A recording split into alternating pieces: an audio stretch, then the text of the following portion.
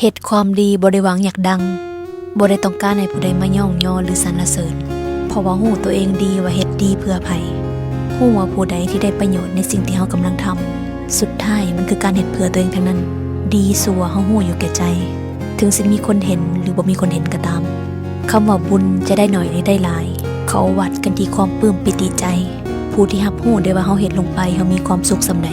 นั่นก็คือตัวเฮาเองเฮ็ดความดีมันก็คือการลงทุนเฮากำลังลงทุนกับตัวเองอยู่เพราะสิ่งที่กำลังเฮ็ดลงไปมันคือการปลูกฝังจิตสำนึกดีๆให้กับตัวเองมีคนสิบ่เห็นดี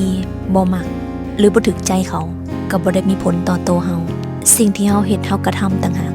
มีผลต่อความสุขความสำเร็จของตัวเฮาเองทั้งในปัจจุบันและก็ในอนาคตการที่เฮาจะมีความสุขในปัจจุบันได้เฮาต้องปล่อยวาง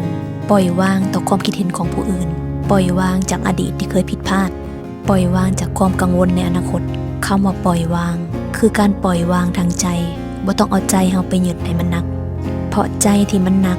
มันหน่วงมันเฮ็ดให้ความสุขในปัจจุบันเฮาหายไปเฮ็ดให้เฮาบ่สามารถเฮ็ดทุกอย่างได้เต็มที่ในปัจจุบันขณะที่เฮาเป็นจงปล่อยวางทางใจและลงมือเฮ็ดปัจจุบันให้ดีที่สุดผลมันมาจากการลงมือทำของมือนี้ทั้งทางโลกและทางธรรมเพราะทางโลกและทางธรรมเป็นเรื่องเดียวกันธุรกิจกับจิตใจต้องไปคู่กันคือการรักษากายวาจาใจบ่ให้ผิดพลาดบ่ให้ชีวิตมีห้อยหัวบ่ทุศีลบ่เฮ็ดทางมาของทรัพย์ให้หัวไหลโดยการเอาสังขารไปถล่มเอาทรัพย์ไปทลาย